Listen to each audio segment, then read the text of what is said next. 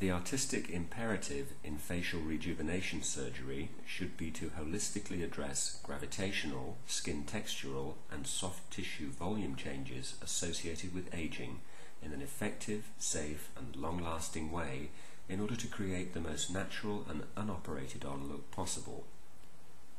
Although early facelift techniques focused entirely on tightening the skin, we now know that superior and longer-lasting results are produced if most of the retightening is performed on the deeper layer of the face, which is known as the smaz platysma layer. My preferred approach is as follows. Under general anesthesia, a liposuction of the neck is performed with a fine cannula via 3 small portals, which are later incorporated into the definitive skin incisions. As well as improving neck contour, the liposuction is also a very safe and gentle way of opening up the optical cavity required in order to be able to work on the underlying platysma muscle. A hidden incision is then made around each ear, enabling the skin to be freed from the underlying smaz platysma layer. The smaz platysma is elevated by incising it at a level parallel to the upper border of the zygoma or cheekbone, higher than in most facelifts, as well as along its trailing edge down to a point well below the jawline.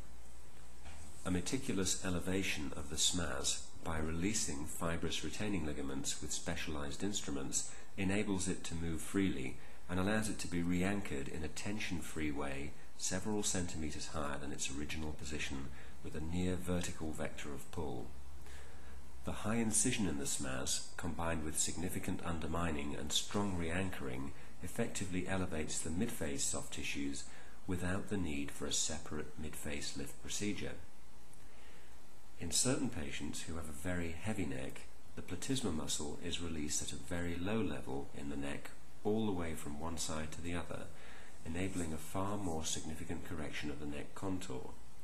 Fat is then removed from the space between the 2 free edges of the platysma muscle, and the muscle retightened together in a platysmoplasty. Occasionally a chin implant may also be inserted through the same incision to increase chin prominence and further tighten the underlying soft tissues.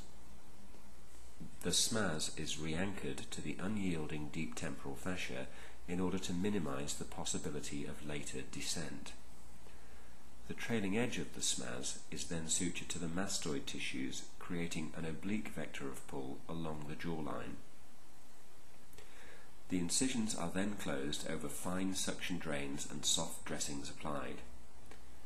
In these examples, the patient details are as follows. The first lady is 63 years old preoperatively.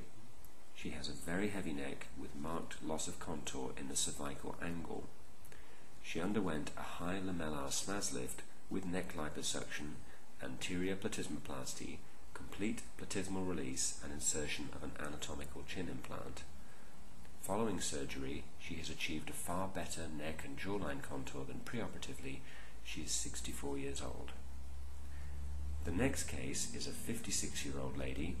She has a very heavy neck exacerbated by a slightly retrusive chin.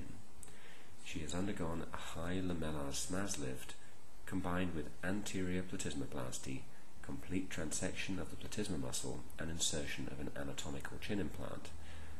She has achieved a significant improvement in the neck and jawline. In particular, insertion of the chin implant has improved her chin prominence.